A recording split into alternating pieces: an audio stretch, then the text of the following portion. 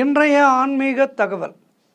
ஆழ்வார் பெருமக்கள் 12 ஆழ்வார்களும் வணங்கத்தக்கவர்கள். பெருமாளை சேவிப்பதற்கு முன்பாக ஆழ்வார்களை சேவித்துவிட்டு அதன் பிறகுதான் பெருமாளை சேவிக்கின்ற ஒரு வழக்கம் கூட ஒரு சிலருக்கு உண்டு. முதலிலே ஆழ்வார்களை வணங்கி அதன் பிறகு ஆச்சாரிய பெருமக்களை வணங்கிய பிறகு இறை வழிபாடு செய்பவர்கள் கூட ஒரு சில பேர் இருக்கின்றார்கள். ஆச்சாரியர்களுக்கு அவ்வளவு முக்கியத்துவம் கொடுப்பவர். நம்முடைய தர்மமே அதுதான். சனாதன தர்மம் என்றால் என்ன?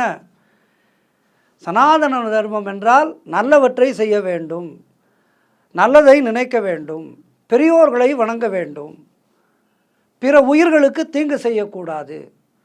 இதுதான் சனாதன தர்மம். பலர் சனாதன தர்மம் என்றால் அது என்னவென்றே தெரியாமல் ஏதேதோ பேசிக்கொண்டிருக்கின்றார்கள் வெளியிலே. ஆனால் சனாதன தர்மம் என்றால் நல்லவற்றை நினைப்பது, நல்லவற்றை செயல்படுத்துவது. அது எதுவும் மதம் சார்ந்ததல்ல, பொதுவான ஒரு நெறிமுறை, எல்லோரும் செய்ய வேண்டிய நெறிமுறை. ஆக ஆச்சாரிய பெருமக்களுக்கு வணக்கத்தை தெரிவிக்க வேண்டும் என்பது நம்முடைய தர்மத்தினுடைய முக்கியமான ஒரு நெறிமுறை. ஸ்ரீரங்கத்திலே பெருமாளை நம்பெருமாள் என்று அழைப்பார்கள். நம்பெருமாள் என்றால் அது ஸ்ரீரங்க பெருமாளை குறிக்கும்.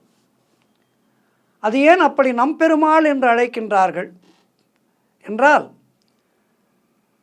அதற்கு ஒரு அருமையான வரலாற்று சம்பவம் இருக்கின்றது. வாருங்கள் பார்ப்போம்.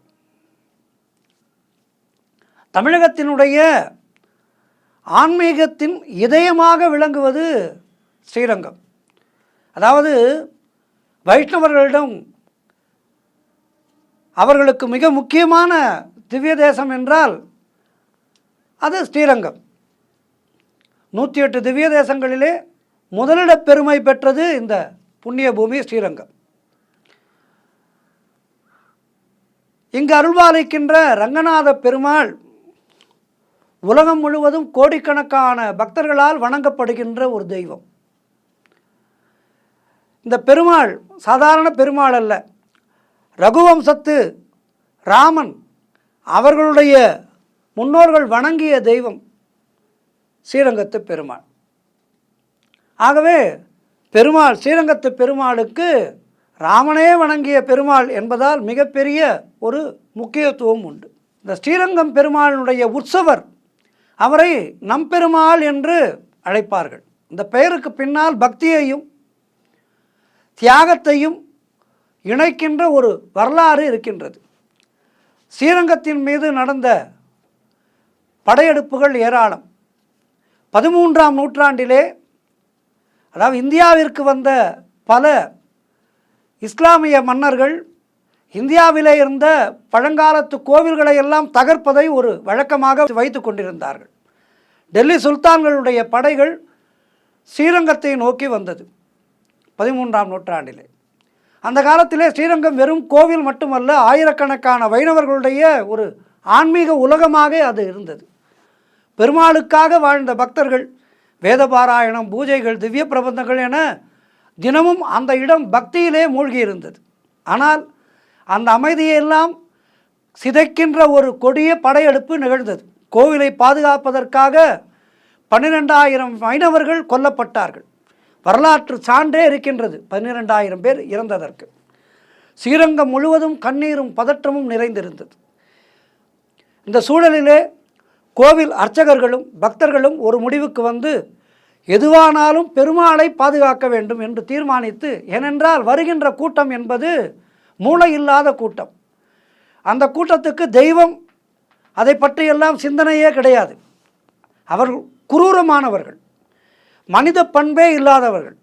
அந்த மனித பண்பே இல்லாதவர்கள் இங்கு இருக்கின்ற விக்கிரகத்தை உடைத்து விடுவார்கள் என்ற காரணத்தினாலே அந்த வைணவர்கள் தங்களுடைய பெருமாளை காக்க வேண்டி பயணத்தை தொடங்கினார்கள். அருளை இழந்துவிடக்கூடாது என்கின்ற அந்த பதற்றத்தோடு பெருமாளை உயிரைப் போல பாதுகாத்தபடி அவர்கள் பயணம் செய்தார்கள். 48 ஆண்டுகள் கழித்து இந்த பிரச்சனைக்கு ஒரு முடிவு ஏற்பட்டது. இந்த 48 ஆண்டுகளுக்கு இடையிலே ஸ்ரீரங்கத்திலே பக்தர்கள் தினமும் பெருமாளை பார்க்க வேண்டும் என்று ஏங்கி தவித்து கொண்டிருந்தார்கள். ஆனால் கோவிலிலே வழிபாடு நிற்க முடியாது. அதனால் பக்தர்கள் புதிய உற்சவர் சிலையை பிரதிஷ்டை செய்து அந்த சிலைக்கு வழிபாடுகளை நடத்தி வந்தார்கள். இவ்வாறு காலம் கடந்த பின் ஒரு நாள் பழைய உற்சவர் சிலை மீண்டும் ஸ்ரீரங்கம் கொண்டு வரப்பட்டது. அப்போது ஒரு பெரிய குழப்பம் ஏற்பட்டது. கோவிலிலே ஏற்கனவே வழிபாட்டிலே இருந்த உற்சவர் ஒன்று, 48 ஆண்டுகள் கழித்து திரும்ப வந்த ஒரு உற்சவர் சிலை ஒன்று.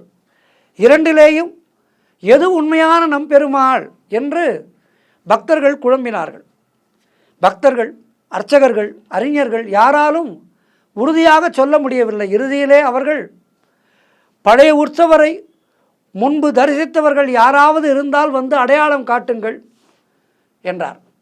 கண் பார்வை குறைந்த ஒரு முதியவர் வந்தார். கூட்டத்தின் நடுவே மெதுவாக வந்து, அவருக்கு பார்வை கூட தெளிவாக இல்லை, ஆனால் அவரது முகத்திலே ஒரு நம்பிக்கை இருந்தது. மெதுவாக கூறினார், கூட்டத்தை பார்த்து, என்னுடைய தந்தை ஸ்ரீரங்கம் கோவிலிலே சலவை வேலை செய்தார். பெருமாளுடைய ஆடைகளை அவர்தான் துவைத்து கொடுப்பார். அந்த ஆடைகளிலே இருக்கும் திருமஞ்சன தீர்த்தத்தை சிறுவயதிலிருந்தே எனக்கு கொடுப்பார்கள். அந்த தீர்த்தத்தினுடைய மனமும் அருளும் எனக்கு நன்றாக தெரியும். எனவே உண்மையான உற்சவரை என்னால் கண்டுபிடிக்க முடியும் என்று பார்வை மங்கியிருந்தாலும் நம்பிக்கையோடு சொன்னார். அந்த வார்த்தைகளை கேட்ட அனைவரும் ஆச்சரியப்பட்டனர். தீர்த்தம் மூலம்தான் இந்த பெருமாள் கண்டுபிடிக்கப்பட்டார். முதியவர் ஒரே ஒரு வேண்டுகோளை மட்டும் வைத்தார். 2 உற்சவர் சிலைகளுக்கும் திருமஞ்சனம் செய்து அதனுடைய தீர்த்தத்தை எனக்கு கொடுங்கள் என்று கூறினார். முதலிலே அப்போது வழிபாட்டிலே இருந்த உற்சவருடைய திருமஞ்சன தீர்த்தத்தை கொடுத்தார்கள். அவர் அதை அமைதியாக பருகினார். பிறகு 48 ஆண்டுகள் கழித்து திரும்ப வந்த உற்சவருடைய அந்த திருமஞ்சன தீர்த்தத்தை கொடுத்தார்கள். தீர்த்தத்தை பருகிய நொடியிலேயே அவரது கண்கள் கலங்கின, உடம்பு சிலிர்த்தது. உடனே அவர் பரவசத்தோடு கத்தினார், இவர்தான் நம் பெருமாள், இவர்தான் நம் பெருமாள். அந்த ஒற்றை வார்த்தை அங்கிருந்து ஆயிரக்கணக்கான பக்தர்களின் கண்களிலே கண்ணீரை வரவழைத்தது. நம்பெருமாள் நம்பெருமாள் என்ற பெயர் இப்படித்தான் வந்தது. அந்த நாளிலே இருந்து ஸ்ரீரங்கநாதனுடைய உற்சவர் நம்பெருமாள் என்ற பெயரால் பிரசித்தி பெற்றார். நம்பெருமாள் என்றால் நம்முடைய பெருமாள் என்று அர்த்தம். பக்தர்களுடைய உள்ளத்திலே வாழ்கின்ற பெருமாள் என்பதாலேயே அந்த பெயர் நிலைத்து விட்டது. அவருடைய பழைய பெயரான அழகிய மணவாளன் என்ற பெயரை காட்டிலும் நம்பெருமாள் என்ற பெயரே மக்களுடைய மனதிலே ஆழமாக பதிந்து விட்டது. இந்த இடைவெளியிலே பிரதிஷ்டை செய்யப்பட்ட உற்சவர் திருவரங்க மாளிகையார் என்ற திருப்பெயர் பெற்றார். இதெல்லாம் ஏதோ சாதாரண நிகழ்வுகள் அல்ல, நம்முடைய தர்மத்தினுடைய வெற்றி சரித்திரங்கள். ஆக நம்பெருமாளை வணங்கி நலம் பெறுவோம், உயர்வு பெறுவோம். நன்றி, வணக்கம்.